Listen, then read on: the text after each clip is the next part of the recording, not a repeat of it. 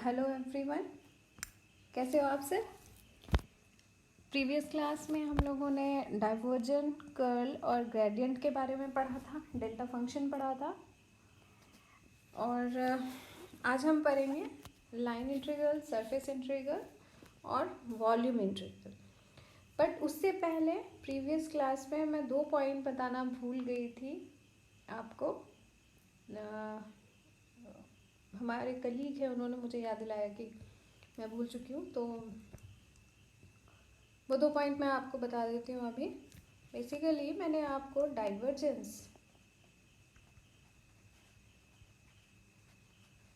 Divergence जब बताया था तो मैंने आपको एक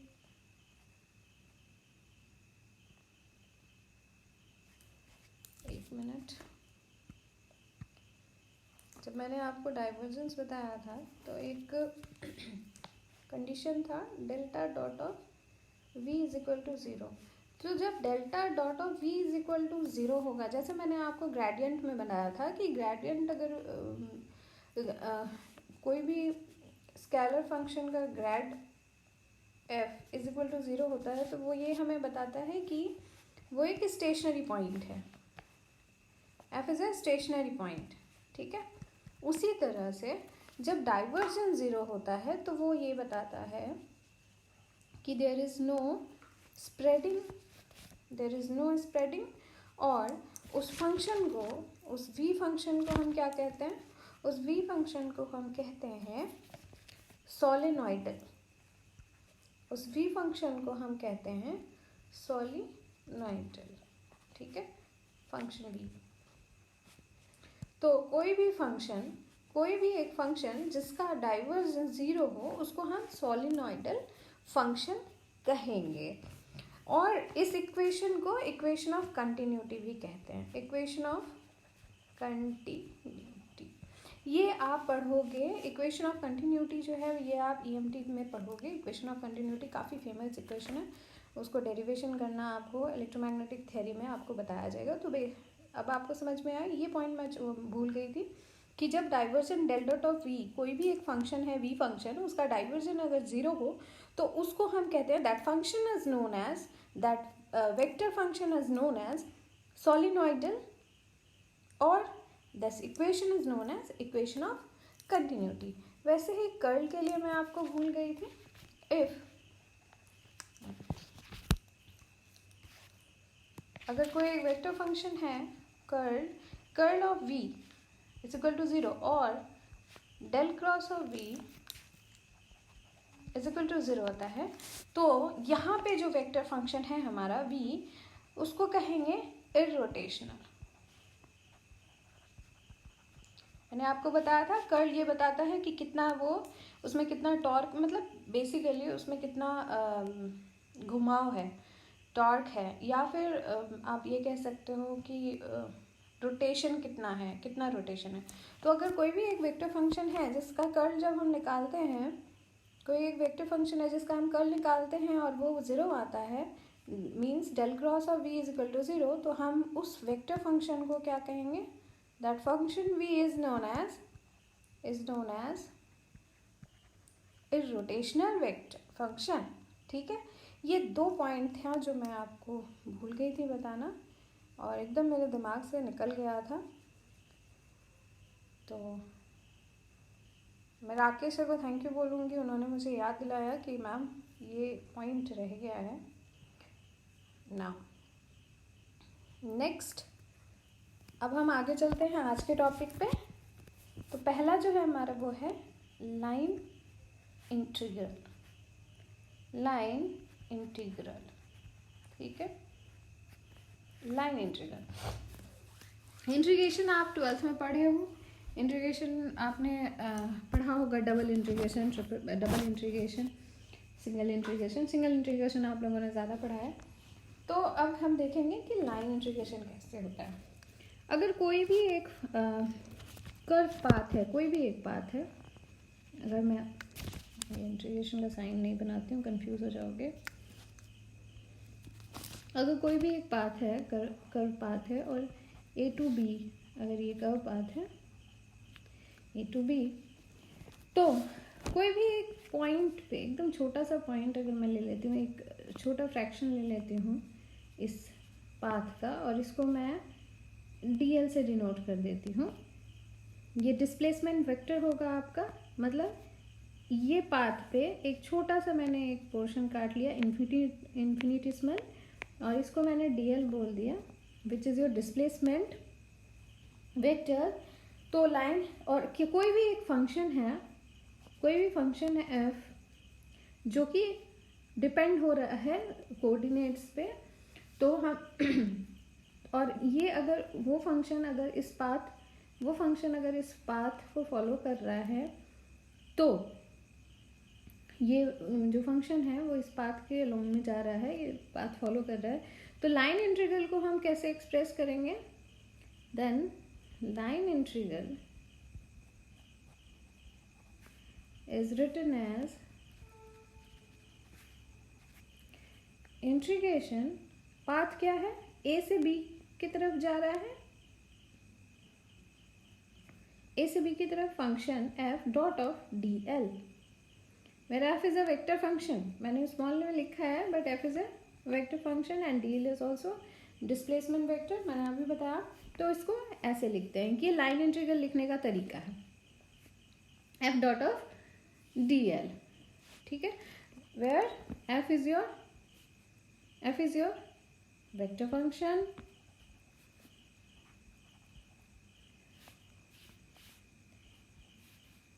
इन्फिनिटिसिमल डिस्प्लेसमेंट वेक्टर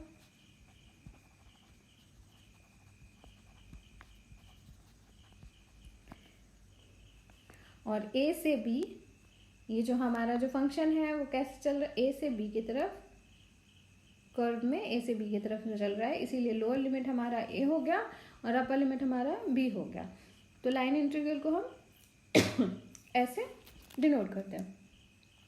अगर हमारे पास कोई क्लोज पाथ हो, फॉर एग्जाम्पल एक सर्कुलर पाथ मैंने फॉलो करा, या जो हमारा फंक्शन था वो कोई एक क्लोज पाथ फॉलो करता है सर्कुलर, ठीक है, तो जो सर्कुलर पाथ है means a is equal to b, initial और फाइनल जो पॉइंट्स हैं वो सेम है, a is equal to b।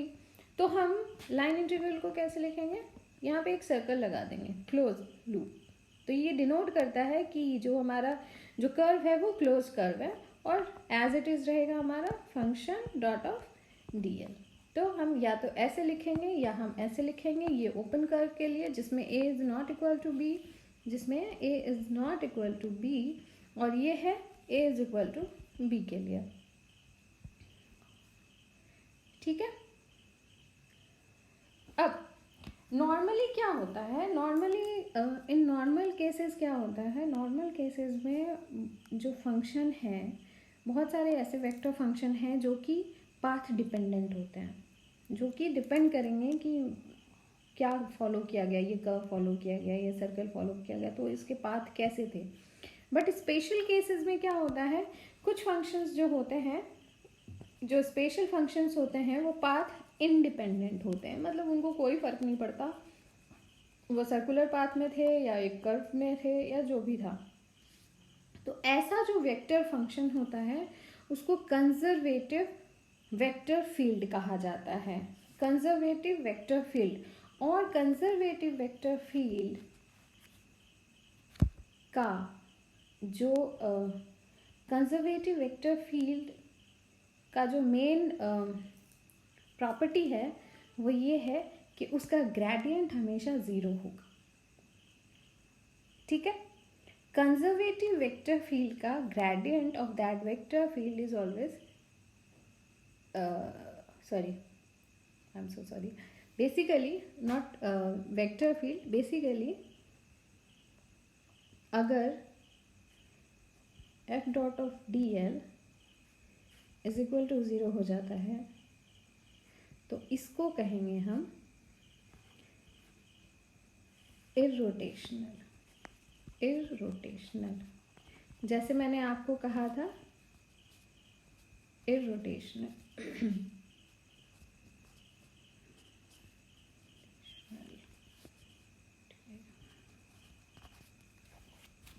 इररोटेशनल, ठीक है।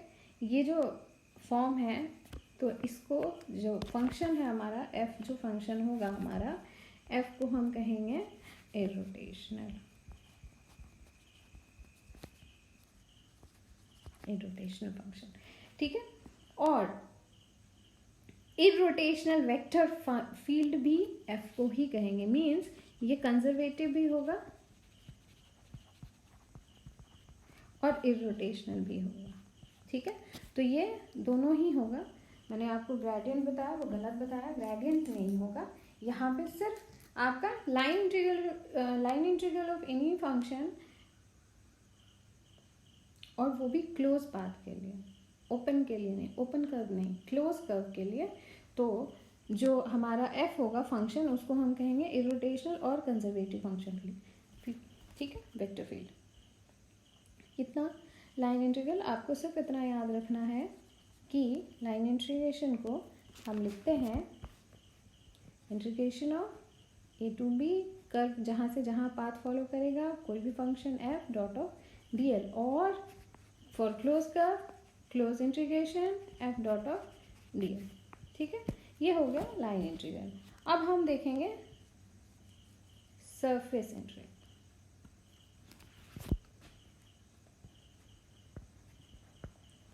सरफेस इंटीग्रल बेसिकली ये फॉर्मूलाज है, मतलब लिखने का एक तरीका है जो आप अभी, ये मैं इसलिए आपको बता रही हूँ, ये बस छोटे छोटे टर्म्स हैं जो आपको गॉस थ्योरम, और अभी मतलब गॉस थ्योरम को डाइवर्जेंस थ्योरम भी कहा जाता है, और स्टोक्स थ्योरम जो बेसिकली कर्ल थ्योरम है, उस पर यूज़ होना है, ताकि आपको पता चले मैं बेसिकली लिख क्या रही हूँ। अगर मैंने इंटीग्रेशन लिख के क्लोज कर्व कर दिया, एस लिख दिया, वी लिख दिया, तो आपको पता होना चाहिए कि ये कौन सा इंटीग्रल फॉर्म है, या ये कौन सा इंटीग्रल डिनोट कर रहा है, सरफेस कर रहा है, लाइनिंग कर रहा है, या वॉल्यूम कर रहा है, ठीक है। तो ये हो गया। अब हम पढ़ेंगे सरफेस इंटीग्रल। सरफेस इंटीग्रल में क्या होता है, सरफेस इंटीग्रल को कैसे लिख सकते हैं, कोई भी एक सरफेस हो, मैंने कोई भी एक सरफेस है मेरा, और मैंने इतना छोटा सा उसका एरिया जो है वो कट कर लिया इन्फिनिटेसिमल सेम, और जो इसका डायरेक्शन होगा वो परपेंडिकुलर टू द सरफेस होगा, ठीक है। तो जो डायरेक्शन होगा ये डी, मान लीजिए ये डी ए है इन्फिनिटेसिमल एरिया, तो इसका जो डायरेक्शन है वो डी ए का जो डायरेक्शन है वो इस सरफेस के परपेंडिकुलर होगा, ठीक है। तो सरफेस इंटीग्रल को कैसे लिखेंगे, इंटीग्रेशन, डबल इंटीग्रेशन, क्योंकि सरफेस हम दो कोऑर्डिनेट से डिफाइन करते हैं, एरिया दो कोऑर्डिनेट से डिफाइन करते हैं, length into breadth, D X into D Y, X into Y, X into Z, ऐसे करके। तो 2 डायमेंशन होता है, इसीलिए मैंने यहाँ पे,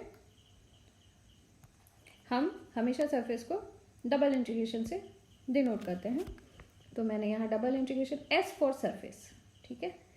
वहाँ पे भी जो लाइन इंटीग्रल था, इंटीग्रेशन कभी कभी एल लिखा हुआ आपको भी मिल जाएगा, ठीक है, या फिर एक अगर आपको है और यहाँ कुछ भी नहीं लिखा है, तो इसका मतलब ये है कि ये लाइन इंटीग्रल है, ओके। तो सरफेस इंटीग्रल में आपका डबल इंटीग्रेशन, नीचे एस डिनोट्स फॉर सरफेस, और उसके बाद कोई भी अगर वेक्टर फंक्शन है वी, जो कि इस सरफेस में है आपका वेक्टर फील्ड, तो वी डॉट ऑफ डी ए ऐसे करके लिखेंगे। और for close surface same process, close surface और लूप, ठीक है, क्लोज लूप। उसके लिए अगर मैं बलून ले लूँ, ठीक है, एग्जाम्पल है, अगर मैं बलून ले लूँ तो उसका जो सरफेस होगा, सरफेस इंटीग्रल, वो हम double integration close loop D S B dot of D A, ठीक है। तो ये दो तरीके हैं जिससे आप सरफेस इंटीग्रल लिख सकते हो। ये बहुत ही नॉर्मल है, इतना दिमाग लगाने की ज़रूरत नहीं है आपको, बस एक बार देखो आपको पता होगा कि एग्जैक्टली क्या है। स्पेशल केस इनका भी, सरफेस इंटीग्रल का भी स्पेशल केस है कि सेम जैसे लाइन इंटीग्रल का था कि कुछ चीज़ें हैं जो डिपेंड, जो उसके सरफेस पे डिपेंड करता है, बट कुछ फंक्शंस ऐसे हैं जो उसके सरफेस पे डिपेंड नहीं करता है। तो जो सरफेस पे डिपेंड नहीं करते हैं ना, उसको हम फाइंड आउट कैसे करते हैं, हम उसको बाउंड्री लाइन मतलब ये सरफेस नहीं, सरफेस छोड़ के हम डायरेक्ट बाउंड्री लाइन से ही उसको कैलकुलेट कर लेते हैं, ठीक है। तो ये जो बाउंड्री लाइन है हम सिर्फ उसको अगर कंसीडर कर लेते हैं तो हमारा प्रॉब्लम सॉल्व हो जाता है। तो बेसिकली इसकी ज़रूरत आपको बहुत अच्छे से ना इलेक्ट्रोडायनामिक्स में पड़ेगी। अभी फ़िलहाल सिर्फ आपको इनकी जानकारी होनी चाहिए कि व्हाट इज़ मतलब कोई भी अगर आपको ऐसा इंटीग्रेशन मिल गया तो आप लोगों को बता सको कि दिस इज सरफेस इंटीग्रल और दिस इज लाइन इंटीग्रल या वॉल्यूम इंटीग्रल, ठीक है। और अगर कोई एक सरफेस है और इससे पहले मैंने आपको इरोटेशन फंक्शन बताया था, कोई एक सरफेस है जिसका F dot of D S is equal to 0 आ जाए, कोई एक सरफेस है जिसका F dot of D S 0 आ जाए, तो एफ को कहेंगे सोलिनॉइडल फंक्शन और सोलिनॉइडल वेक्टर फंक्शन, वेक्टर लगा देना, सोलिनॉइडल वेक्टर फंक्शन जिसका line integral F dot of D L is equal to 0 था। तो फंक्शन क्या हो गया था आपका, इरोटेशनल वेक्टर फंक्शन हो गया था। और इवन आपका कंजर्वेटिव वेक्टर फील्ड हो गया था। और यहाँ पे जब सरफेस इंटीग्रल 0 आ रहा है तो हम f को क्या कहेंगे, सोलिनॉइडल वेक्टर फंक्शन और सोलिनॉइडल फंक्शन और सोलिनॉइडल वेक्टर पॉइंट फंक्शन, ठीक है। सोलिनॉइड वेक्टर पॉइंट फंक्शन कुछ भी बोल सकते हो, पर सोलिनॉइडल और फंक्शन ज़रूरी है, ठीक है। तो सोलिनॉइडल वेक्टर पॉइंट फंक्शन f को कहेंगे if the surface integral of any function even any vector function is 0, then the function is known as solenoidal vector point function. If the line integral of any function is equal to 0, then the function is known as irrotational vector function or conservative vector field. Okay. अब हम देखेंगे volume integral. Volume integral में as such कोई special case नहीं है, जैसे हम surface को डिनोट करते हैं वैसे ही वॉल्यूम इंटीग्रल को हम 3 से डिनोट करेंगे। यहाँ हम v लिखेंगे, यहाँ पे हम f कोई भी फंक्शन है f डॉट ऑफ dv लिखेंगे, where dv is infinitesimal volume element और dv जब कार्टेशियन कोऑर्डिनेट में लिखेंगे तो हम ये लिख सकते हैं dx dy एंड dz। और हम इसको डायरेक्ट लिख सकते हैं v for volume f dot of dx dy dz। जब हम न्यूमेरिकल सॉल्व करेंगे तो ये हमारे काफ़ी यूज़ होगा। जब मैं आपको ट्यूटोरियल दूंगी तो ये चीज़ें आपको बहुत अच्छे से समझ में आ जाएगा। जब आप इसको सॉल्व करोगे तो आपको पता चल गया। इसका एज सच कोई वो नहीं है कि ये 0 होगा तो इसको कोई फील्ड कहा जाएगा या कुछ नहीं है, बस आप इतना याद रखिए कि कोई भी, और अगर कोई भी क्लोज सरफेस है आपको ऐसे भी मिलेगा, अगर कोई क्लोज सरफेस है तो ऐसा भी आपको F dot of dv is your infinitesimal volume element, ठीक है। तो आज इतना छोटा सा ये था, आपको ये तीनों जो टर्म्स हैं हमारे लाइन इंटीग्रल, वॉल्यूम इंटीग्रल और सरफेस इंटीग्रल, ये मुझे बताना था। नेक्स्ट क्लास में हम गॉस थ्योरम के पढ़ेंगे, जिसको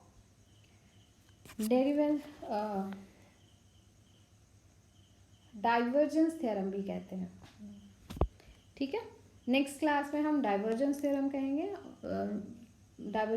पढ़ेंगे, जिसको हम गॉस थ्योरम भी कहते हैं क्योंकि गॉस ने इसको डिराइव किया था। उसका पूरा डेरिवेशन पढ़ेंगे कि क्या होता है और कैसे होता है। आज के लिए इतना ही। Thank you and all the best.